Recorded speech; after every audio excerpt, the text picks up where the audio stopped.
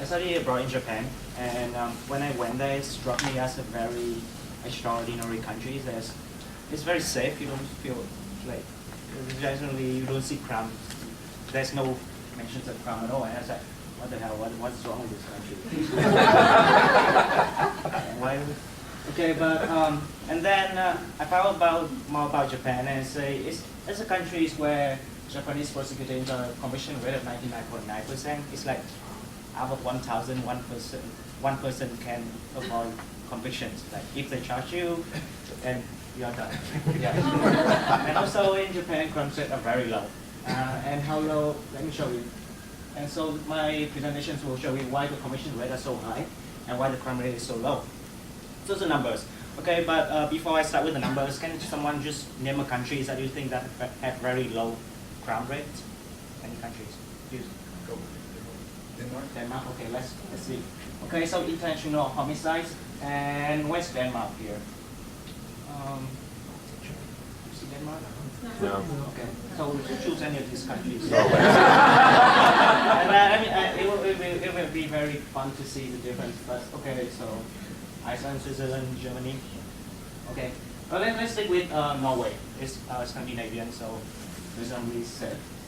Okay, and so we have Japan over there, and where's Norway? Norway's here. Next, and this red, and since Japan is down there, where's Norway? It's over here.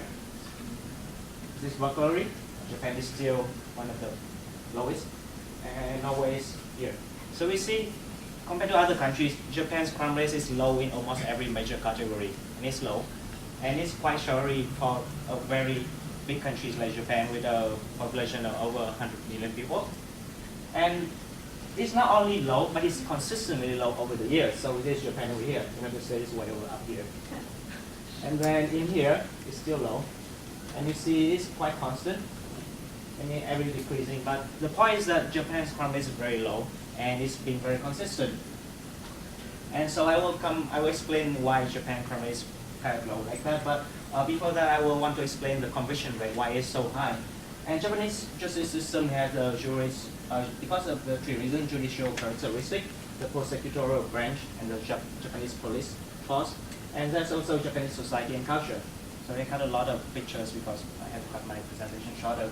And so what you need from this is Japanese legal system is a mixed system of common laws and civil laws. So in the 19th century, it adopted Germanic code and kind of French code, and after World War II, it adopted a certain characteristic of American law, so the common laws, right? And so the main difference is that civil law is very inquisitive and cooperative, so we have the judge, the attorney, and the lawyers all work together to find common truth. But in the common law, it's very adversarial and accusatorial. So we have two different versions of truth, and they'll battle it out and to find the truth, right?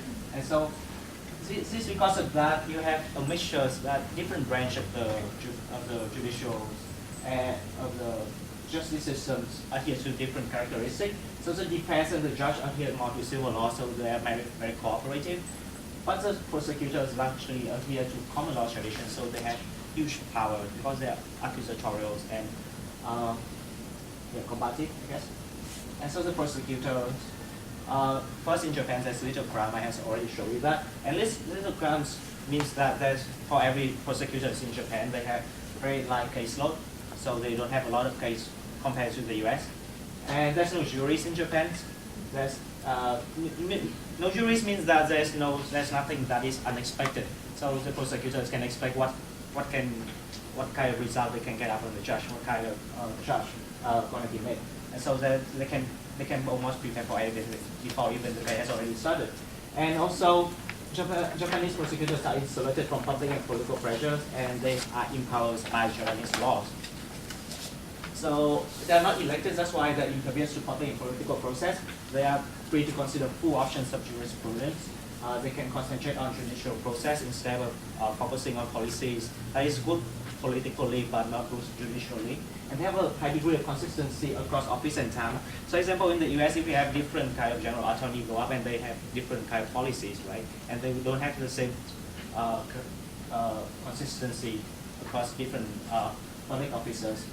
And they have empowering law, so they have the power to suspend prosecutions anytime, so they can decide whether to charge someone or not. And this means that they can cherry pick case, so they usually consider case that they can win instead of case that they might lose. They have the power of time. You know what is the time period between someone is detained and when he is, and when the police has to make a official charge? What is the period? 48 hours. 48 hours, okay. In Japan, it's 21 days. And they can, after 21 days, they can release you and then charge you, and then detain you for some other minor crimes for another 21 days. So with this kind of thing, you can be detained indefinitely. And they have the power to introduce evidence at trials. This means that because everyone is trying to cooperate, so the lawyers and the judge are all trying to work together, so there's nothing wrong with introducing evidence at trials. But even though this comes at the cost of the lawyers because they don't know what to expect from the prosecutor, they have the power to withhold evidence. Now this is important because I just told you that because they have like caseload and life caseload, so they have more time to focus on the case. For example, there was a case about two schoolboys trying to vandalize a supermarket, and the portfolio for that case is about 500 pages long, and it's like amazing. And then the rationale for it is that because there's so much evidence and so much things to, there's so much thing to process, so they, in order to be more efficient, they can be very selective about what to tell and what to show and what's not. And they have the power to appeal. They can appeal twice, but the victim or the defendant can only appeal once. So, and they have a relation with judge, police and defense attorney. With police, they are investigative, interact, and sometimes they have direct investigations. In the US, sometimes the attorney have to work with the police, and sometimes they don't have their own direct investigative branch. With judge, it's a very incestuous because not in the literal sense, but for Japanese attorney, sometimes they have to go to work as a judge, and then they know all the process, and then they come back to the, and so they can expect anything. They know how the system works. And then with defense attorney and the complete dominations, explain law crime, they have police for culture and society. For police, they have a high degree of penetration. So instead of focusing on combating crime, they focus on preventing crimes. So they create environment where crime doesn't always appear. They interact more closely with neighborhood, and they have limit on guns. And also, culture and society, Japanese is a very homogeneous society, and therefore any deviant behavior is very frowned upon, and then it's very hierarchical, and the emphasis on harmony, so they don't like deviancy, and the price deviancy is very severe, and they have a lot of informal channels to negotiate conflicts instead of having to go to the police, and then culture explain how crime doesn't always happen because there's less reason. There's more channels for you to resolve conflict. Then also very repressing individualism, so unlike the US and some Western culture. So conclusions, that high conviction rate because the Japanese prosecutor enjoy tremendous power.